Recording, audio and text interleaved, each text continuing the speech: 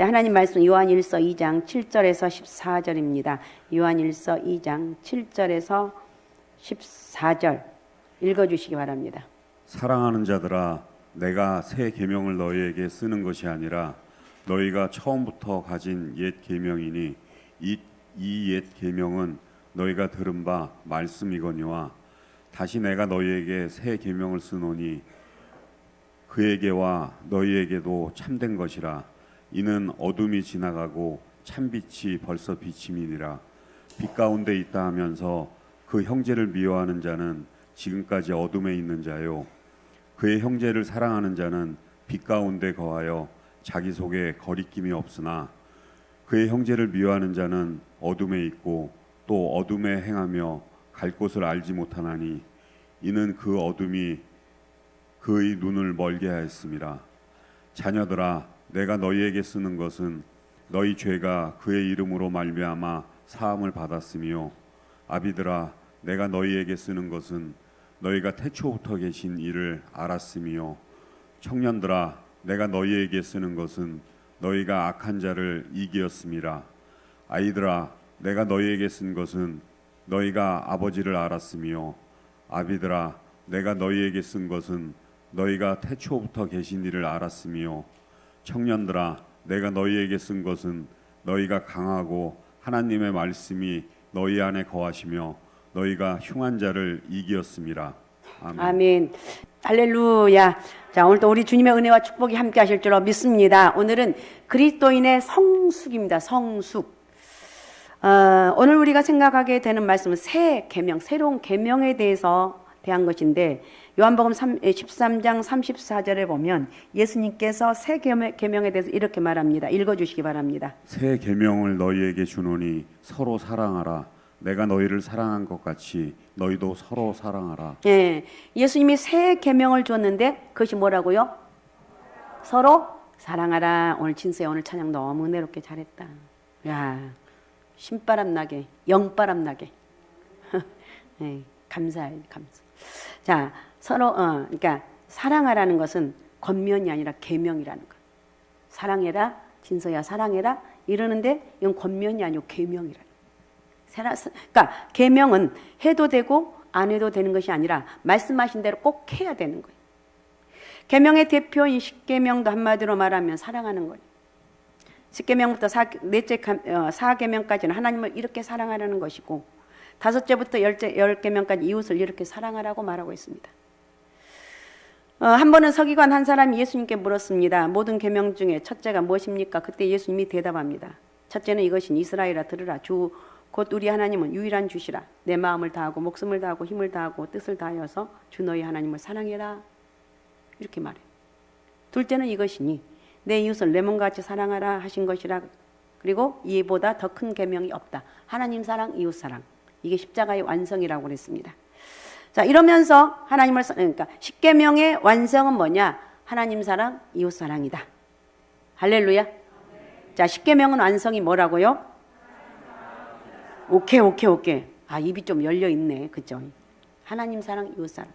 자, 3장에서는 우리가 사랑해야 될 또 다른 하나의 이유를 강조하는 것은 거듭난 사람들 안에 이 사랑이 거하고 있기 때문이라고 말하고 있습니다. 하나님은 성령으로 말미암아 사랑할 수 있는 능력을 우리에게 주셨어요. 그 사랑할 수 있는 능력을 하나님 주셨다니까요. 그래서 우리가 참으로 그리스도인이라면 나는 사랑할 수 없는, 난 저 사람 도저히 사랑할 수 없으면 이런 말 하면 안 된다. 성령으로 말미암아 이미 하나님의 사랑이 우리 마음에 부은 바가 되었기 때문에 우리는 서로 사랑해야 되고 또 사랑할 수 있어야 되는 거예요.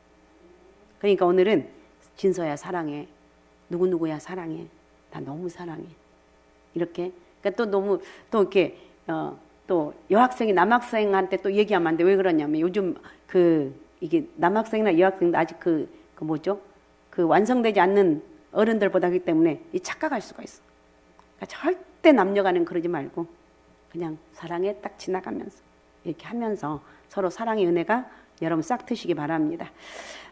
우리가 왜 사랑해야 되는가? 4장에서는 하나님께서 우리에게 이 사랑을 구체적인 모범으로 보여주고 있는데, 우리가 먼저 하나님을 사랑한 것이 아니라 하나님께서 먼저 예수님을 통해서 우리를 사랑하셨어. 믿습니까? 하나님이 먼저 사랑했기 때문에 너희도 사랑해라 그랬어. 정말 구체적으로 실감 있게 보여주고 있습니다. 자, 그러면 어떻게 우리가 사랑해야 되는지 그 모범도 알고 있는데 로마서 5장 5절은 사도 바울이 이렇게 말합니다. 로마서 5장 5절. 소망이 우리를 부끄럽게 하지 아니함은 우리에게 주신 성령으로 말미암아 하나님의 사랑이 우리 마음에 부은 바 됨이니. 예. 소망이 우리를 부끄럽게 하지 아니하면 우리에게 주신 성령으로 우리에게 주신 성령으로 말미암아 하나님의 사랑이 우리 마음에 부어 주었다는 거예요. 믿습니까? 부어 주셨다는 거예요. 그래서 우리도 하나님을 사랑해야 된다는 거예요. 주님은 우리에게 사랑하라고 명령하셨어요. 마가복음 3장 17절에 자, 예수님의 제자들이 이름이 기록되어 있는데 별명이 나옵니다. 자, 마가복음 3장 17절만 읽어 주시기 바랍니다. 또 세베대의 아들 야고보와 야고보의 형제 요한이니 이 둘에게는 보아너게 곧 우레의 아들이란 이름을 더하셨으니. 네.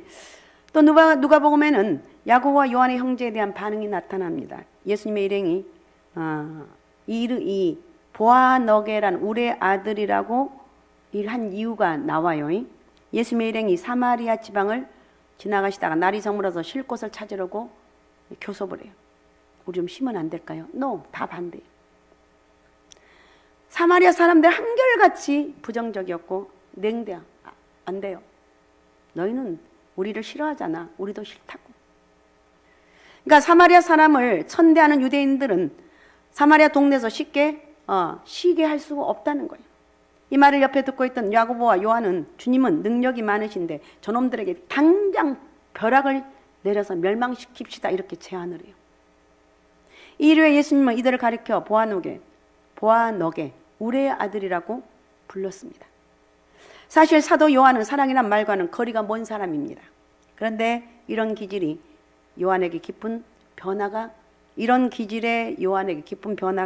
일어나기 시작했는데 드디어 요한 2서를 통해서 요한 1서가 증가하는 사람들이 나타난 것을 볼 수가 있어요. 교회사에 보면 사도 요한이 말년에는 몸이 불편하고 굉장히 병약했대요. 그래서 제자들의 부축을 받으면서 혹은 들것에 실려 다니면서 말씀을 전했다고 그랬습니다. 그러면서 항상 전할 때마다 하는 말씀이 서로 사랑해라. 서로 사랑해라. 진서야 사랑해라. 재윤아 사랑해라. 서로 사랑하라. 서로 사랑하라는 말을 입버릇처럼 했다는 거예요. 우레의 아들이란 별명이 붙을 정도로 내성병력 같은 격정적인 사람, 미움과 고발과 시기의 성품을 가지고 있던 요한이 주님을 만나고 성령 충만함을 받아 사랑의 사람으로 변화되었다. 우리는 이 사실을 생각하면서 이 요한도 사랑의 사도로 변화됐는데 나도 예수 그리스도를 만나면 변화될 수 있다. 할렐루야. 내가 예수 그리스도를 만나면 변화될 수 있다는 거예요. 요한이 변해서 사랑의 사도가 된 것처럼 우리도 주님 안에서 성령을 충만히 받으면 사랑의 사람이 될 수 있다는 거예요. 요한일서를 쓴 사도 요한이 요한계시록 2장 1절에 보면 소아시아에 있는 에베소 교회의 편지에도 여러 가지 신앙의 장점들을 칭찬하다가 나중에 안타까운 마음으로 공고한데 먼저 요한계시록 2장 1절 한번 읽어주시기 바랍니다. 에베소 교회의 사자에게 편지하라. 오른손에 있는 7별을 붙잡고 7 금 촛대 사이를 거니시는 이가 이르시되. 네, 에베소 교회 사자에게 편지하라. 오른손에 있는 7별을 붙잡고 7 금 촛대다니까 에베소 교회를 이렇게 하나님이 사랑했다는 거예요. 그런데 2장 4절에 보면 그러나 너를 책망할 것이 있으니 너희 처음 사랑을 버렸느니라. 내가 이렇게 너희를 사랑했는데 너희는 처음 사랑을 버렸다는 거예요. 우리가 첫사랑을 잃어버리는 거, 처음 사랑을 잃어버린 게 가장 슬픈 일이에요. 그러면서 이 말씀 중에 가장 중심되는 계명으로 사랑을 말씀하고 있어요. 사랑. 아무리 강조해도 틀리지 않는 말이 사랑. 부부간에도 마찬가지고 우리 장로님, 우리 박현숙 권사님하고 우리 김 장로님이 둘이 너무 사랑한 줄로 믿습니다. 네. 아멘을 크게 하면 얼마나 더 좋겠어. 여보, 난 당신을 사랑해. 나도 사랑해. 이렇게 사는 거예요. 이게 행복. 그럴 때 얼마나 여러분 보기가 좋은지 몰라요. 그래서 사랑은 오늘 아무리 강조해도 틀리지 않는 게 사랑이라는 거예요. 자, 요한복음 12장 35절 36절을 또 읽어주시기 바랍니다. 예수께서 이르시되 아직 잠시 동안 빛이 너희 중에 있으니 빛이 있을 동안에 다녀 어둠에 붙잡히지 않게 하라. 어둠에 다니는 자는 그 가는 곳을 알지 못하느니라. 너희에게 아직 빛이 있을 동안에 빛을 믿으라. 그리하면 빛의 아들이 되리라. 예수께서 이 말씀을 하시고 그들을 떠나가서 숨으시니라. 예. 오늘 말씀은 말씀 어떤 빛은 진리의 희미한 빛에 불과하고 어떤 빛은 진실한 것에 대한 희미한 성광 같기도 하다는 거예요. 사람들은 그것을 따라갔지만 결국은 암흑 속으로 끌려갔고 거기에 암흑 속에 남겨지고 말았다는 거예요. 지금의 상황도 거의 비슷해요. 여러 가지 불완전한 빛이 있고 허위적인 빛이 있어요. 그리고 지금도 사람들은 그 거짓된 빛을 따르고 있습니다. 그런데 예수 그리스도는 유일한 빛이고 참 빛이고 사람들의 갈 길을 인도하시는 진정한 유일한 빛은 오직 예수 그리스도. 믿음 안에 이렇게 쭉 하다 보면 정말 내가 예수 믿는 게 얼마나 기적 중에 기적인지, 내가 예수 믿고 구원받고 하나님 구원의 은혜 안에 간 게 얼마나 이것이 기적 중에 기적인지. 여러분 살다 보면 어려움이 있어요. 왜 나만 당한 고난이냐고 아까 우리 찬양했죠. 그런 일도 있을 수 있어요. 그러나 절대로 우연이 없어요. 고난이 많고 어려움 많은 사람들은 하나님께 연단이라고 표현할 수가 있는데, 나 이렇게 열심히 말씀대로 사는데 왜 나에게 연단이 있을까요? 이런 말을 할 수가 있어요. 예, 연단이 있을 수 있어요. 왜 그러는가? 하나님이 나를 만들어서 쓰시기 위해서. 여러분 잘 나가봐요. 항상 형통하고 좋은 일이 있어봐요. 절대 우리는 그런 영적인 그런 능력이 생기지 않아요. 근데 내가 열심히 살려고 또 살려고 하는데 계속해서 문제가 일어나는 거예요. 살 수가. 그래서 나 살 수 없어요, 주님. 나 괴로워서 살 수가 없어요. 왜 나만 당한 고난이냐고. 왜 나만 이런 고난을 당하냐고. 이렇게 생각할 수 있어요. 그러나 절대 그럴 필요가 없어요. 그냥 내가 그런 어려움이 오면 내가 할 일은 감사합니다. 하나님 나를 어디에 쓰시려고. 하나님 나를 어디에 쓰시려고 내가 이런 고난과 이런 고통을 당하게 하는지. 하나님 나는 정말 힘들지만 내가 다시 주님을 만나면서 희망을 얻습니다. 내가 다시 주님을 만나서 내가 소망을 갖습니다. 이렇게 소망을 갖는 것. 주님은 어두운 밤을 헤치고 새벽에 동이 트는 것처럼 의와 진리의 태양으로 오신다. 반드시 그렇다. 그래서 참빛 되시는 그리스도는 어둠을 몰아내는 거예요. 참빛 되시는 그리스도는 사망의 어둠을 몰아낸다는 거예요. 예수 그리스도는 참빛으로 세상에 오셨어요. 여러분 예수님이 하나님의 아들이고 얼마나 엄청난 그런 하나님이신데 그 모든 것을 영광을 다 버리고 가장 그것도 인간적으로 최고의 낮고 낮은 말 구유에서 있을 수 없는, 그래서 사람들이 못 믿는 사람 많아요. 어떻게 하나님이 말 구유에서 탄생하냐고요. 우리 이게 은혜죠. 믿어지는 게 은혜라는 거예요. 저는 생각 없이 믿어서 그런 것도 모르겠어요. 교회 어느 날 갑자기 교회 가다 보니까 예수님이 마옥관에 태어났다는 그런가 보다. 어머 이런 일이 있었네. 다른 사람이 이게 의심할 때 그런가 보다. 이런 일이 있었구나. 이게 엄청난 은혜예요. 제가 생각해 보면 이런 것이 하나님의 은혜였다는 거예요. 믿습니까? 그러니까 내가 지금 어려움이 있고 고난이 와도 여러분 그것은 나에게 앞으로 있을 축복을 내가 알고 있기 때문에 두려워하지 말라는 거예요. 걱정하지 마. 왜 나만 당한 고난이냐고 염려하지 말라는 거예요. 그 어둠을 통해서 선명하게 예수 그리스도를 만나게 된다는 거예요. 자, 오늘 본문 9절 10절을 읽어주시기 바랍니다.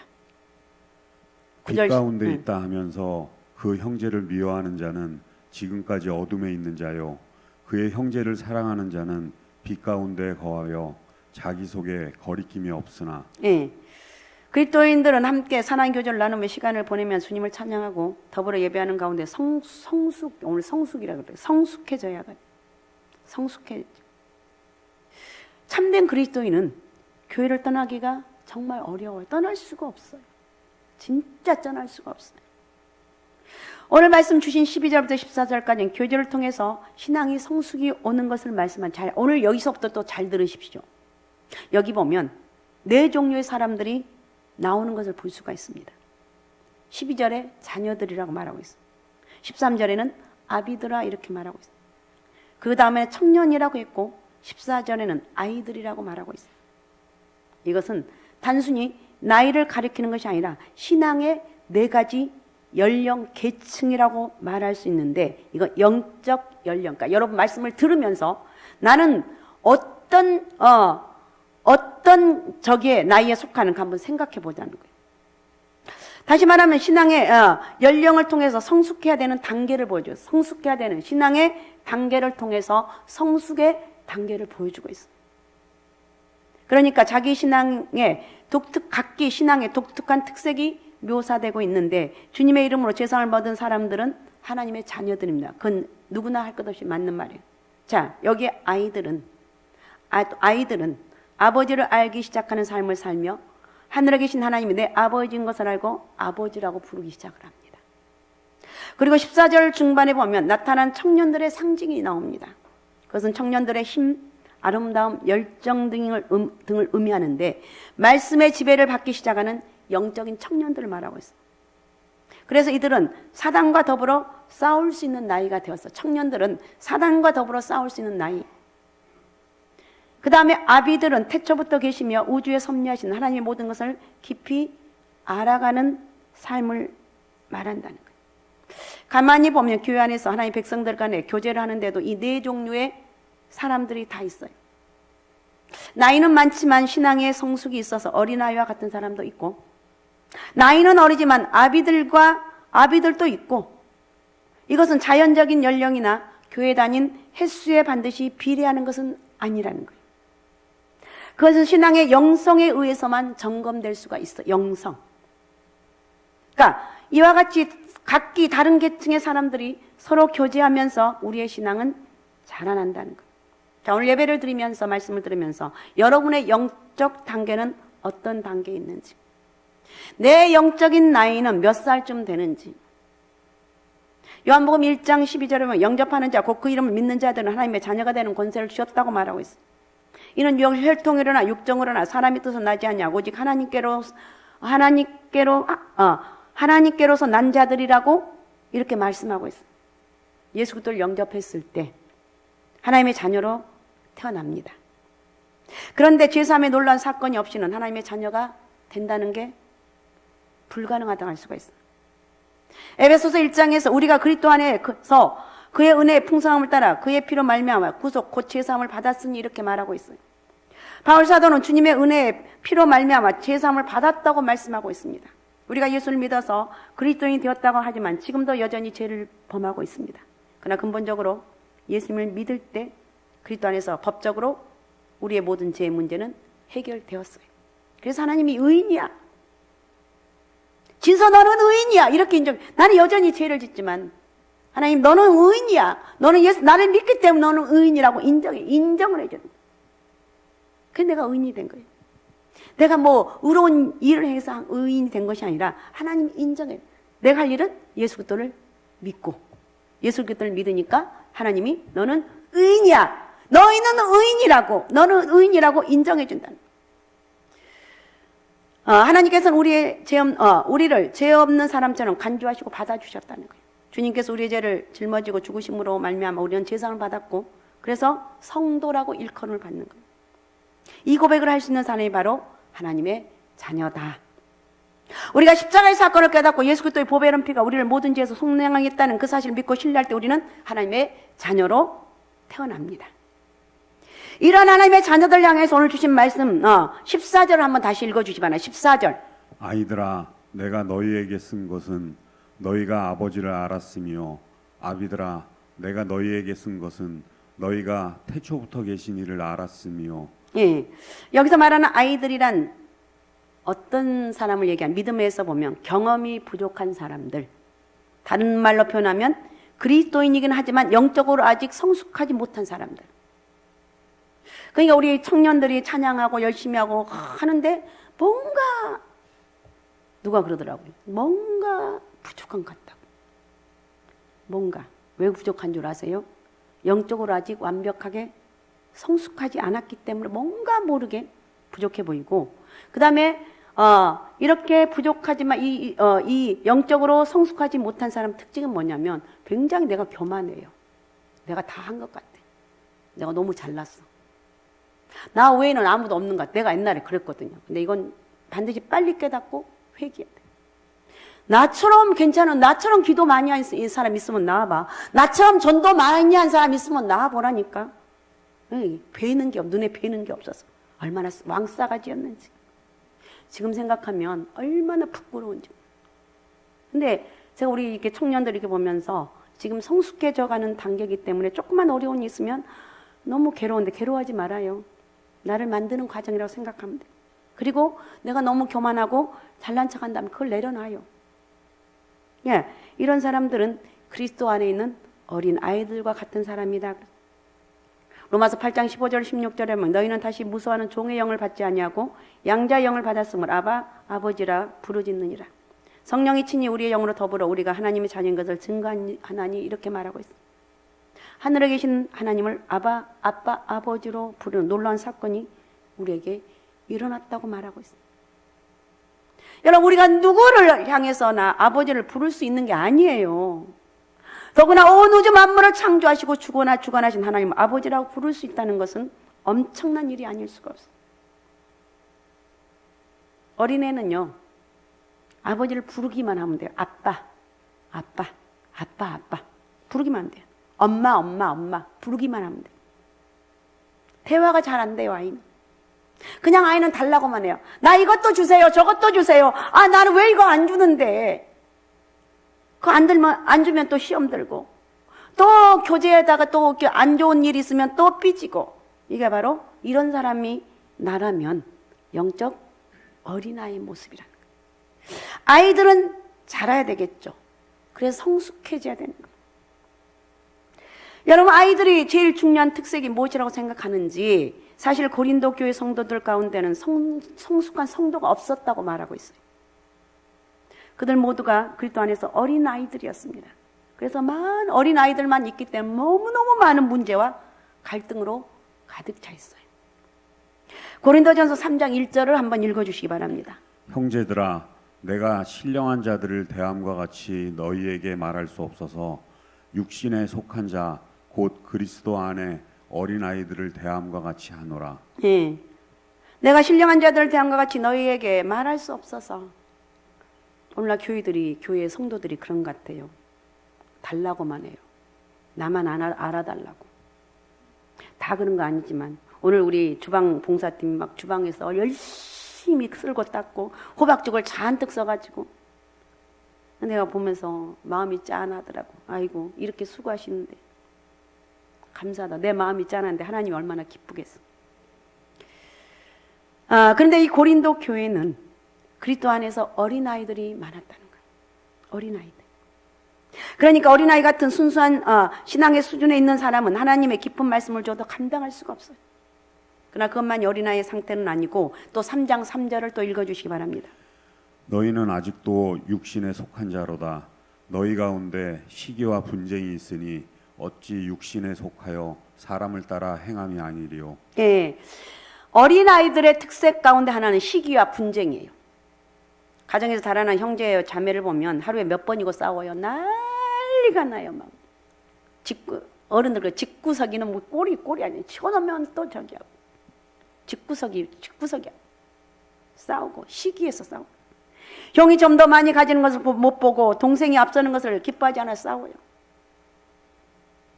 하나님께서 아버지인 줄 알지만 이기심과 껍질을 깨뜨리지 못하고 있는 유치한 상태가 우리 믿는 사람의 사이에서 얼마나 많은지 몰라요. 그런 단계. 그리고 다음 단계는 청년의 단계. 청년은 인생의 황금기입니다. 창이 열릴 수 있는, 말하자면 무한한 기회가 주어져 있는 그 시기라는 거예요. 얼마나 큰 축복에 정말 그런 청년들이에요. 근데 청년의 특징을 3가지로 묘사했는데, 우선 13절 하반절에 보면 청년들아 내가 너희에게 쓰는 것은 너희가 악한 자를 이겼다고 말하고 있어요. 이것은 궁극적인 승리를 말. 궁극적인 승리. 승리라는데 처음부터 승리한 게 아니라 궁극적으로 승리한다는 거예요. 청년들은 전혀 실패하지 않는다는 말이 아니라 많은 갈등이 있은 후에, 수많은 갈등 후에 궁극적인 승리를 거둔다는 거예요. 이러한 갈등을 겪으면서 승리에 도달하는 것을 배우고 사단과 싸워서 이길 줄 아는 사람이 신앙의 청년기에 속한 사람들이다. 또 14절 하반절에 보면 청년들아 내가 너희에게 쓴 것은 너희가 강하고 하나님 말씀이 너희 안에 거하시며 너희가 흉악한 자를 이겼음이라 이렇게 말하고 있어요. 여기서 강하다는 말은 체력이 강하다는 것이 아니라 영적인 능력이 있는 사람. 그래서 여러분 우리 청년들 영적인 능력으로 딱 변화되어서 그러니까 나만 최고야. 뭐 제가 그랬으니까 여러분은 안 그러겠죠. 나만 최고. 나는 뭣도 잘해. 난 기도도 많이 해. 나보다 기도 많이 하는 사람 있으면 나와봐. 난 기도 많이 해. 난 전도도 많이 해. 나 얼마나 전도 많이 해. 전 진짜 전도 많이 했거든. 나 엄청나게 전도해. 나같이 전도한 사람 있으면 나와보라고. 얼마나 사람들 보면 얼마나 저거 꼴값하고 있다 그랬을 것 같아. 그건 나는 몰랐으니까. 내가 최고였어. 내가 최고였어. 근데 어떻든 간에 이제 그러면서 내가 수많은 이 꺾여지고 또 꺾여지고 내 나름대로의 그런 연단과 여러분들이 알지 못한 그런 아픔을 겪다 보니까 그나마 조금 변화된 거. 아직도 멀었는데. 어쨌든 영적인 능력 있는 사람을 가리키는데 말씀을 자기 마음속에 간직하고 말씀의 지혜를 받으며 자기 삶에 적용할 줄 알고 마침내 말씀의 인도를 통해서 신앙의 영적인 승리를 거둘 줄 아는 사람들이 말하자면 영적인 청년들이에요. 여러분 다 영적인 청년들이 되시기 바랍니다. 마태복음 4장에 온 예수님께서 사단과 싸우실 때 말씀으로 이기셨습니다. 말씀을 하시고 적절하게 사용하시고 승리하셨습니다. 시편 기자는 시편 119편 11절에 이렇게 말하고 있습니다. 내가 주께 범죄하지 아니하려 하여 주의 말씀을 내 마음에 두었나이다. 예, 범죄하지 아니하려고 내가 주의 말씀을 내 마음에 두었다는 거예요. 모든 행실을 지켜 나를 거룩하게 한 경험을 해본 적이 있죠. 제자리가 여기 있는데 친구들은 나한테 가자고 그러는데 너무너무 나도 하고 싶고 그 죄를 짓고 싶는데 한편에서 내 가슴에서 야, 너 기도하는 사람이지, 너 예수쟁이지 그러면서 갈등하다가 이기는 거. 이 사람은 영적인 성숙한 사람이라고 말할 수가 있어요. 자, 그러면 아비들의 특성은 어떤 것인가? 13절 한번 읽어주시면 13절.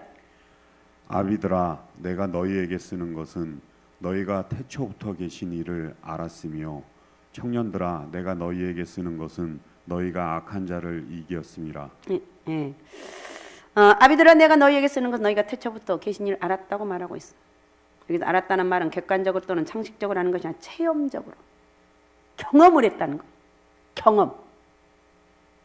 가령 여러분이 죄에 대해서 체험적으로는 잘 모를 수가 있어.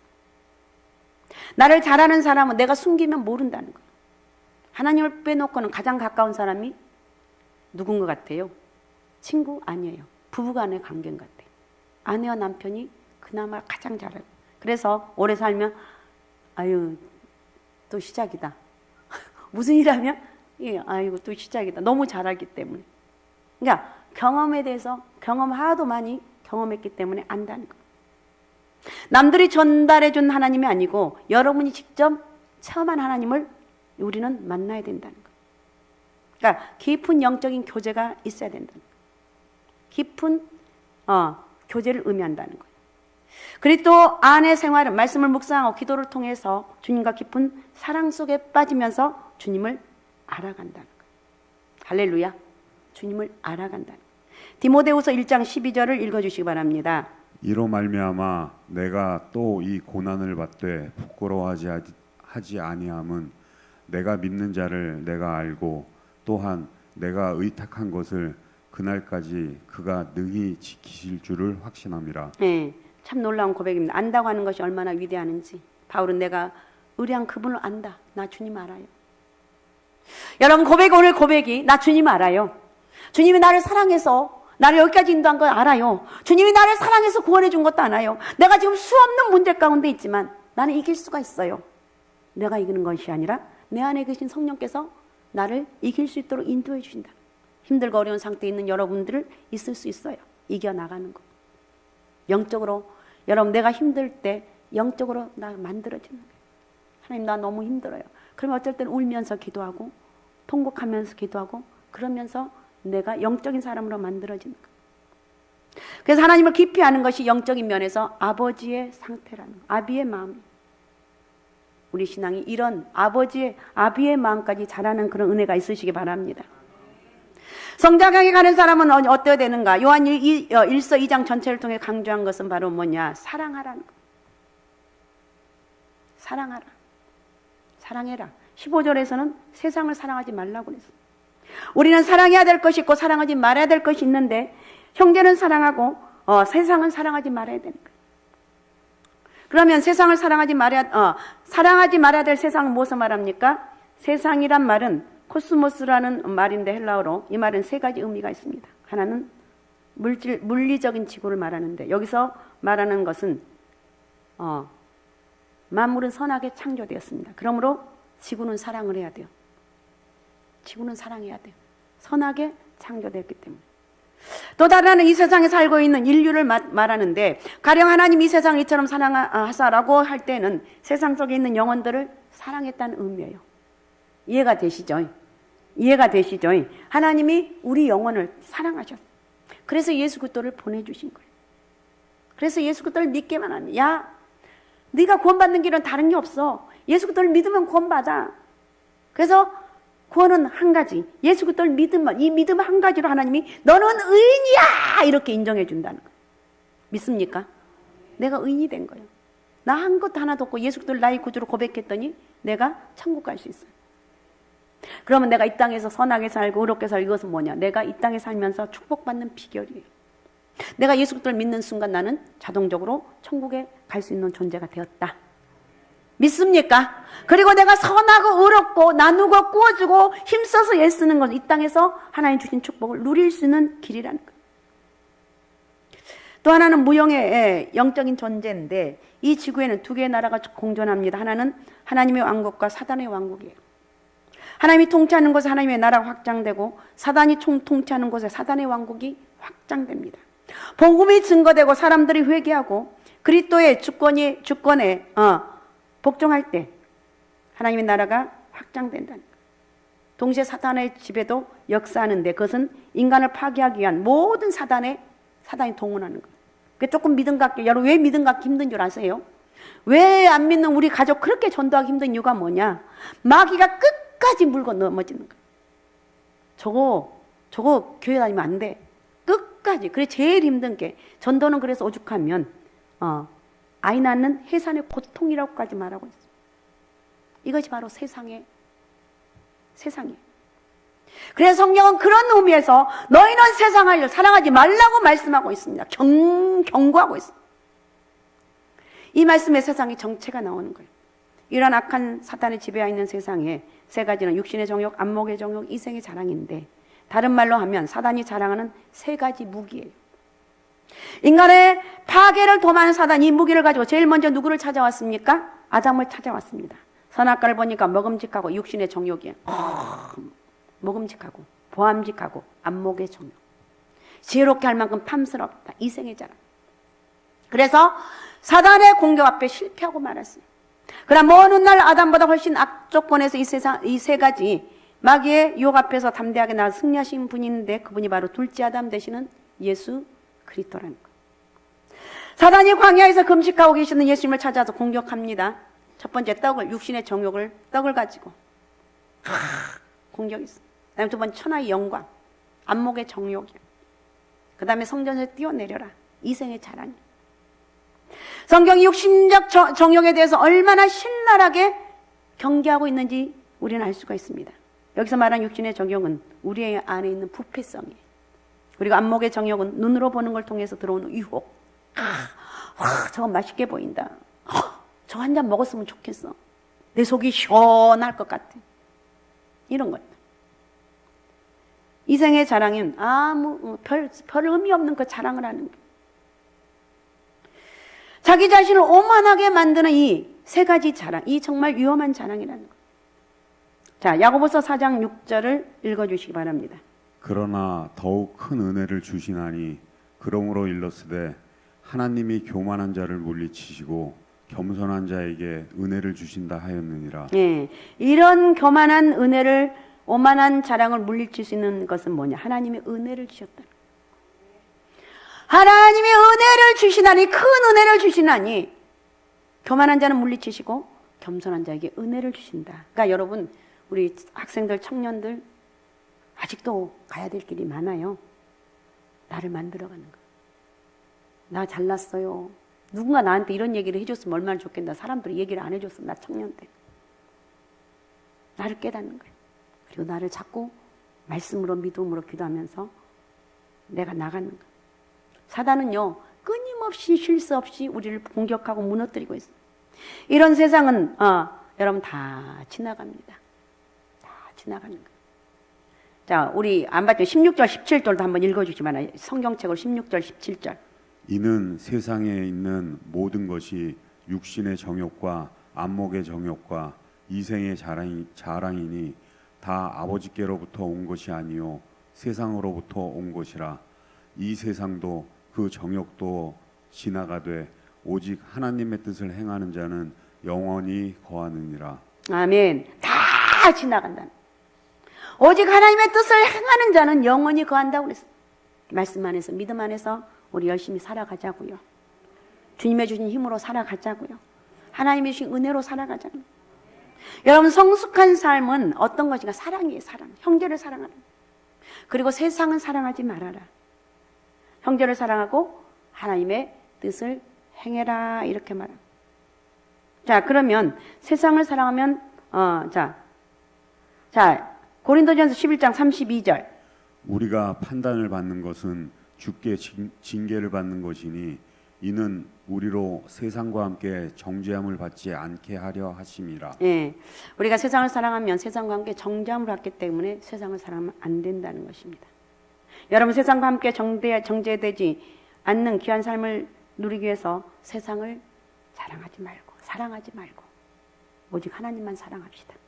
할렐루야. 오늘은 성숙한 그리스도인의 성숙에 대해서 살펴보는데, 이 성숙의 완결판은 뭐냐? 사랑하는 것이다. 사랑하며 살자. 하나님 사랑하고 이웃 사랑하고 이렇게 살아가면서 하나님 은혜 안에 가는 그런 역사가 있으시기 바랍니다. 세상 좋아하고 세상과 친구되고 세상과 물들고 세상을 본받지 말고 오직 주님의 뜻을 따라 살아가는 저와 여러분이 되면 좋겠습니다. 그렇게 살아갑시다. 주님이 주신 힘으로 살아갑시다. 오직 예수, 오직 믿음, 오직 성령 충만함으로 바른 예배자로 정말 2026년도에 바른 예배자의 삶을 살아가면서 승리의 은혜가, 그런 여러분 가운데 그런 축복이 있으시기 바랍니다.